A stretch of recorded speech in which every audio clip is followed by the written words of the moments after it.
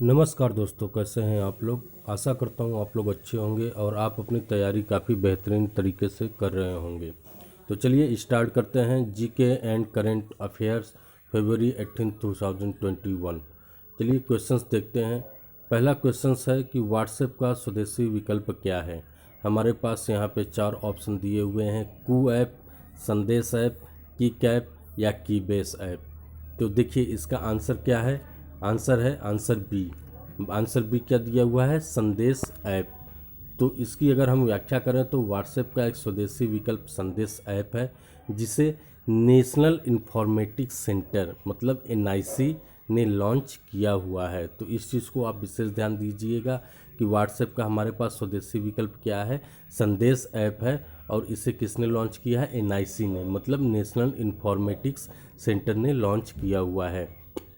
चलिए next question पे चलते हैं कि कौन सा संगठन संदेश ऐप के बैकएंड को संभालता है। कौन सा संगठन संदेश ऐप के बैकएंड को संभालता है। ऑप्शन है हमारे पास राष्ट्रीय सूचना विज्ञान केंद्र, गृह मंत्रालय, राज्य का साइबर सेल या इनमें से कोई नहीं। तो आंसर क्या है हमारे पास, आंसर है ए, राष्ट्रीय सूचना विज्ञान केंद्र। इलेक्ट्रॉनिक्स और सूचना प्रौद्योगिकी मंत्रालय की एक शाखा है मैटी, जिसे कि इलेक्ट्रॉनिक्स और सूचना प्रौद्योगिकी मंत्रालय बोलते हैं, उसकी एक शाखा है एनआईसी मतलब राष्ट्रीय सूचना विज्ञान केंद्र। यह संदेश ऐप के बैकएंड को क्या करती है, हैंडल करती है। तो इस चीज़ को आप याद रखिएगा, एनआईसी और मैटी। नेक्स्ट क्वेश्चन है संदेश ऐप के बारे में सही कथन चुने। देखिए इस तरह के क्वेश्चंस पूछे जाते हैं जिनमें हमारे पास कुछ विकल्प दिए रहते हैं और उसमें से ये पूछता है कि कौन सा विकल्प सही है। क्या पहला सही है या दूसरा सही है या दोनों सही है या दोनों गलत हैं। ठीक है, तो यहाँ पे दिया हुआ है कि 2 प्लेटफॉर्म्स के बीच चैट इतिहास को स्थानांतरित करने का कोई विकल्प नहीं है। मतलब संदेश ऐप में 2 प्लेटफॉर्म्स के बीच चैट इतिहास को स्थानांतरित करने का कोई विकल्प नहीं दिया है। दूसरा है पंजीकरण के लिए केवल ईमेल आईडी की ज़रूरत है। तो चलिए इसका आंसर देखते हैं। देखिए इसका आंसर है ए, मतलब कि इसमें केवल पहला सही है। देखिए क्यों है, संदेश ऐप में यह कमी है कि 2 प्लेटफॉर्म्स के बीच चैट इतिहास को स्थानांतरित करने का कोई विकल्प नहीं है। पंजीकरण के लिए मोबाइल नंबर या ईमेल आईडी की ज़रूरत होती है। यहाँ पे दिया है पंजीकरण के लिए केवल ईमेल आईडी की ज़रूरत है, जबकि हम फ़ोन भी यूज कर सकते हैं अपने अकाउंट को एक्टिवेट करने के लिए। इसलिए दूसरा ऑप्शन क्या है, गलत है और पहला आपका क्या है, सही है। नेक्स्ट क्वेश्चन देखते हैं। भ्रष्टाचार धारणा सूचकांक 2020 सीपीआई 2020 में भारत किस स्थान पे है। तो देखिए आंसर क्या है, बी, मतलब 86वें स्थान पे, 86वें स्थान पे।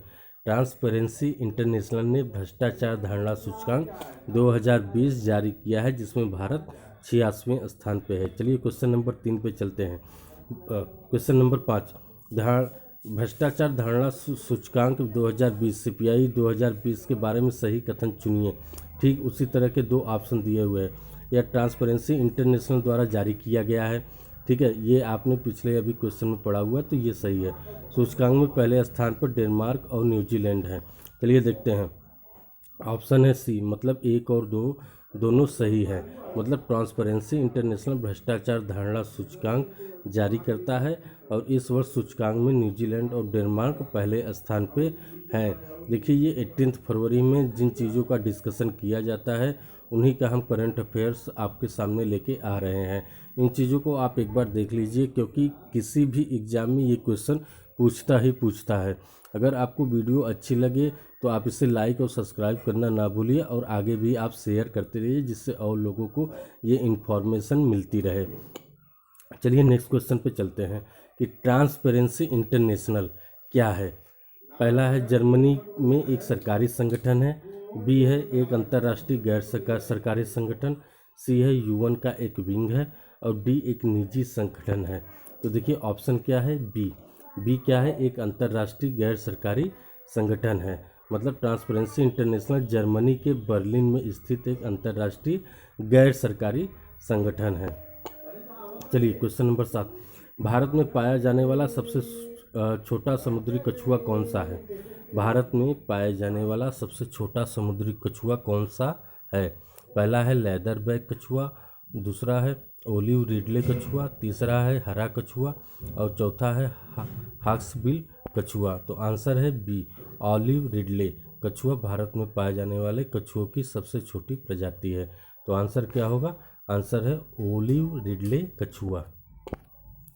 नेक्स्ट क्वेश्चन है कि निम्नलिखित कथनों पर विचार करें और सही को चुनें कि टर्टल के विपरीत टर्टाइज में गोल और गुंबदकार सेल होता है, और दूसरा है टर्टल के सेल टर्टाइज के मुकाबले अधिक सुव्यवस्थित होता है। तो आंसर देखते हैं, आंसर है सी, मतलब कि आपका पहला और दूसरा दोनों सही है कि टर्टाइज में एक गोल और गुंबदकार सेल होता है जो टर्टल में पतला और अधिक पानी वाला होता है।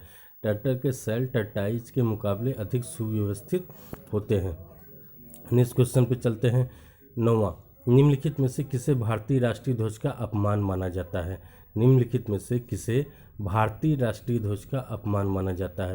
पहला, भारतीय राष्ट्रीय ध्वज से किसी भी व्यक्ति या चीज़ को सलामी देना, और दूसरा है भारतीय राष्ट्रीय ध्वज को एक ड्रैपर के रूप में उपयोग करा। देखिए दूसरा तो बिल्कुल गलत लग रहा है। देखिए आंसर क्या है हमारे पास ए, मतलब कि हमारा जो है कि पहला जो है कि वो सही है कि भारतीय राष्ट्रीय ध्वज में किसी भी व्यक्ति या चीज़ को सलामी देना।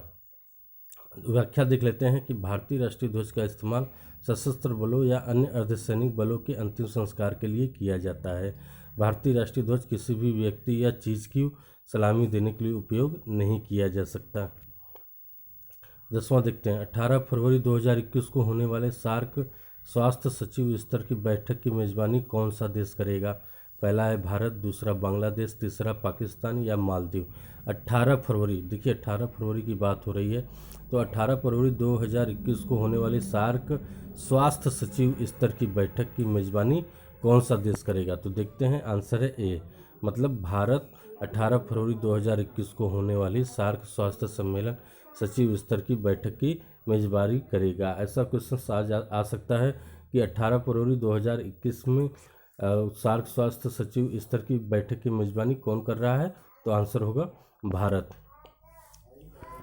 चलिए आपके पास जो है कि 10 करंट अफेयर्स हो गए हैं। इस तरह से हम डेली बेसिस पे आपको करंट अफेयर्स देते रहेंगे, तो आप वीडियो को सब्सक्राइब और लाइक करना मत भूलिएगा। Thank you very much.